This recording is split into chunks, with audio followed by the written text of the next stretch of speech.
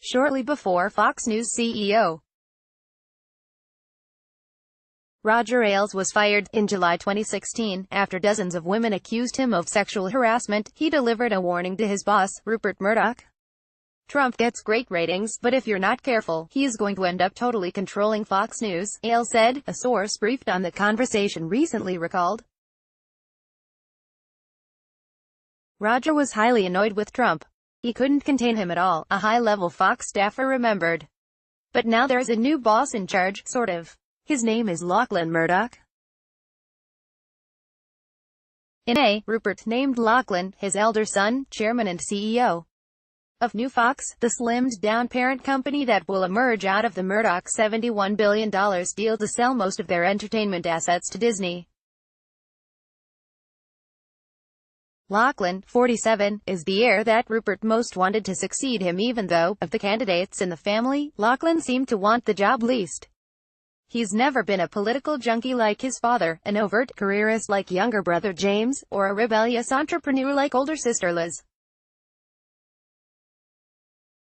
In 2005, Lachlan famously walked away from the company after clashing with Ailes and former COO Peter Chernin and moved back to the family's native Australia.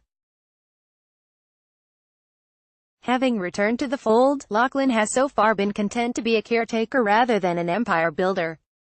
Although his nameplate was installed on an office at Fox News several months ago, Lachlan, who ran the New York Post in the 1990s, mostly as an absentee manager, choosing instead to work from the company's Los Angeles office.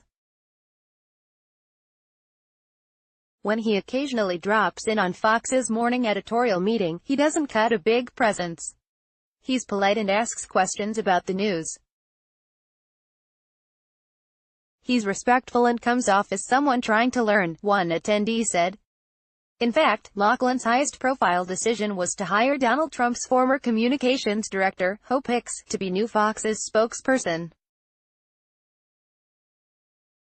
He didn't know Hicks well, they had met only a handful of times, but he was encouraged by Trump and Jared Kushner to hire her. It seems like he was doing Trump a favor, one Fox journalist said. With Lachlan content to let the Fox News machine run, the hand on the wheel belongs to Fox News CEO Suzanne Scott. Scott's management style is to effectively let the network's producers run their shows independently. No one is in charge, a former executive told me.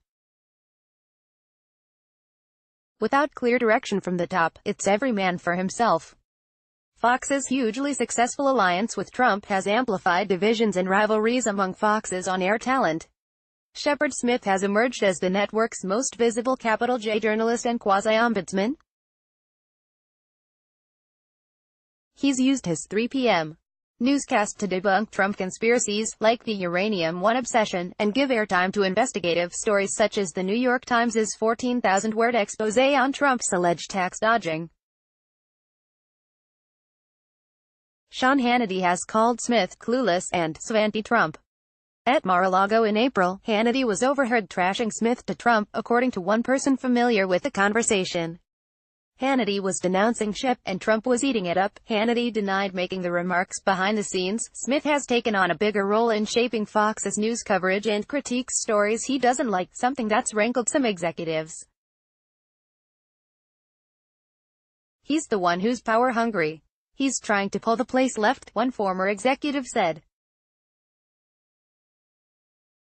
A Fox News spokesperson disputes this. Access to Trump also stokes jealousies among hosts. Sources say business anchor Neil Cavuto has complained to colleagues about Lou Dobbs's closeness with the president. A Fox News spokesperson says this is not true. Trump's dominance of Fox is partly an accident, as a result of the lack of strong internal leadership. And, of course, in ratings terms, it's been a happy accident.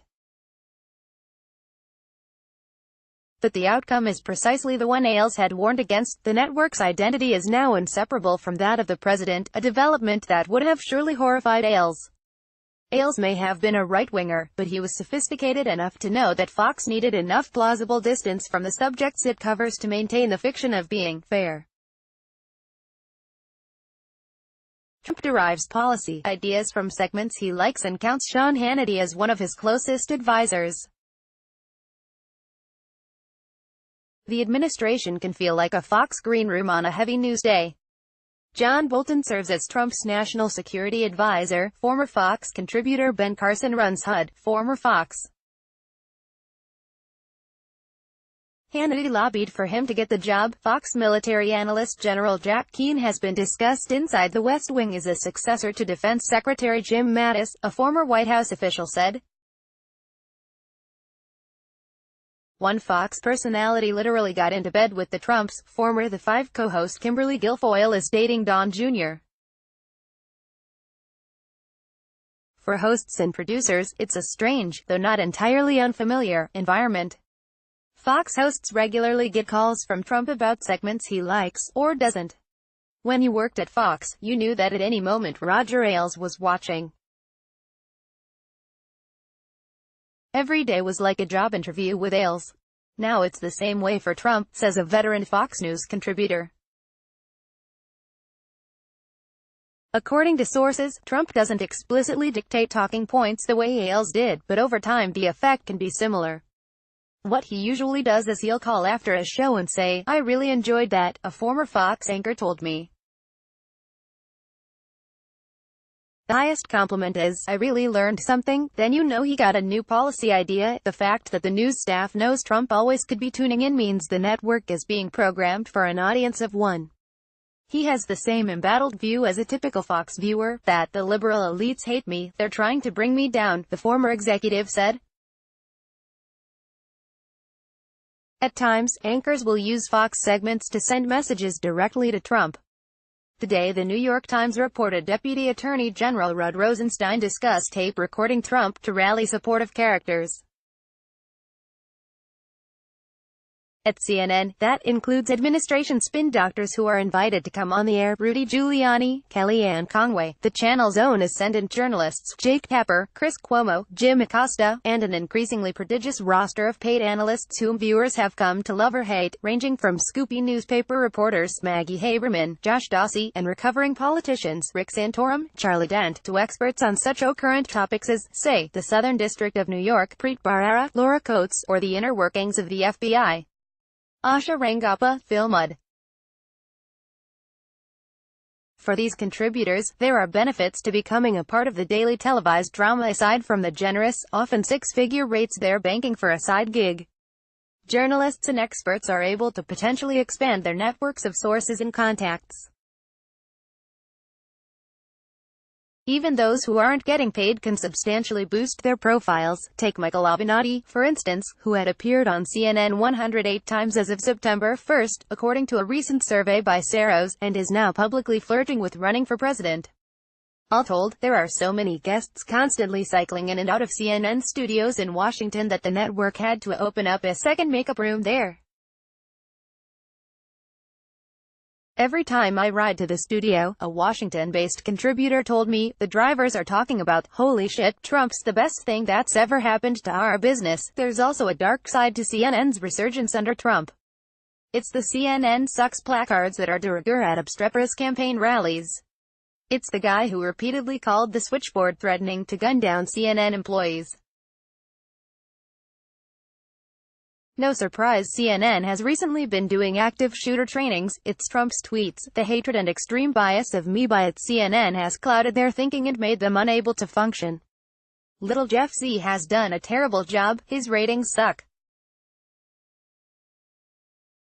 The more Trump attacked Jeff personally, the more he attacked CNN as fake news, a person familiar with the talk said, the more that Jeff dug in, behind the scenes, even with so many uber-polarized personalities rubbing elbows in the green rooms and makeup chairs of CNN studios in New York and Washington, the vibe is mostly polite and friendly, according to numerous contributors I spoke with. "My experience," said Jeffrey Toobin, the long-serving CNN legal analyst, "is that people who disagree profoundly still treat each other in a civilized way off the air, the only exception being Corey Lewandowski, who would storm around and not talk to anybody." Lewandowski, who is no longer a paid CNN contributor but still occasionally appears as a guest, countered, "My relationships at CNN were professional and very good. I enjoyed going out after the shows with many people who were in the green rooms. I just never saw Jeffrey because he wasn't a factor on TV during the last election cycle. Democratic strategist Hillary Rosen recalled a recent blow-up with former Republican presidential hopeful and fellow CNN political contributor Rick Santorum, which carried on for several minutes after their segment had ended and a production team was scrambling to prep the set for the next show. She told me that even with an ideological enemy like Santorum, her off-screen interactions are usually kind and respectful. CNN is a civil place and we all try to learn from each other, even though I agree with him on virtually nothing and despise his politics. The occasional outburst behind the scenes, however, is not entirely out of the ordinary. During the taping of an episode of State of the Union in January, Tapper pressed White House advisor Stephen Miller about claims from Michael Wolff's book Fire and Fury, but Miller instead launched into a tirade about CNN's coverage, prompting Tapper to cut off the interview. After the cameras stopped rolling, as Business Insider first reported, Miller refused to leave the set and had to be escorted away by security. That had never happened before, said Tapper, noting that, in the world of pro-Trump advocates, I am perfectly comfortable having on people who represent the Trump point of view. On Lemon's show one night in late 2016, a dispute between conservative activist Matt Schlapp and South Carolina Democrat Bakari Sellers escalated into a tense and jaw-dropping moment during the commercial break when Schlapp, according to people present, barked at Sellers, "Come at me, boy." Schlapp apologized when they were back on air. Bakari, "I'm sorry I snapped at you, but Lemon told me he hasn't been invited back on the show since." Schlapp didn't return an email. Sellers said, "I don't have any need to be on air with someone like Matt." According to a senior CNN figure I spoke with, there is lots of internal debate and disagreement over who should be on air, about whether some people are too much just mouthpieces for the administration, and whether it's worth paying some of these contributors or giving them an outlet if you feel they are intentionally misleading. Similarly, a source who works in CNN primetime said, "We're dealing with a situation where we have to present both sides, but it kind of feels like it's a no-win game. With the Trump supporters, they either lie or they just can't seem to be straight. There are a few of them who are more believable, but those are few and far between.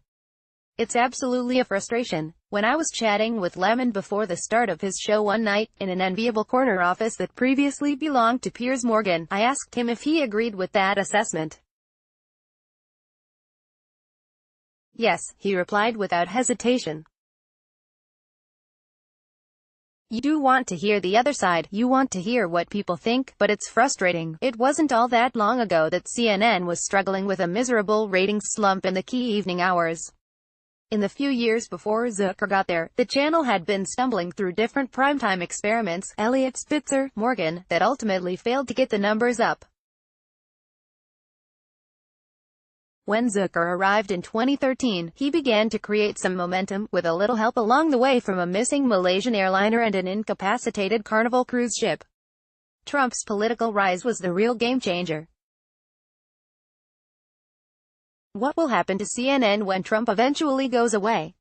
Whether it's 2020 or 2024 or whenever Robert Mueller reveals some smoking gun, the Trump administration has a sell-by date, and in a way, so does cable news. The medium's core audience is in its mid-60s, and the traditional cable model is being chipped away by each person who cuts the cord in favor of an increasingly palatable spread of streaming options. However, it doesn't hurt that CNN is now owned by it. Likewise, the network is better positioned than it was 5 years ago thanks to its gargantuan digital footprint and an aggressive expansion into original series and films, such as Anthony Bourdain's critically acclaimed Parts Unknown.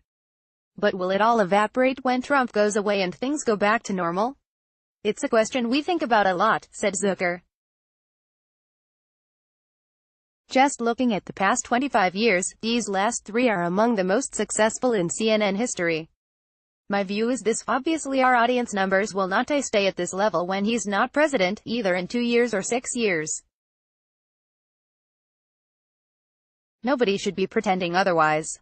I do believe, though, that we have reset the playing field so that our audience levels will be significantly higher than they were. I asked Tepper the same question. I don't take any joy in saying this, he told me, but I would like to disabuse you of the notion that things are ever going back to normal.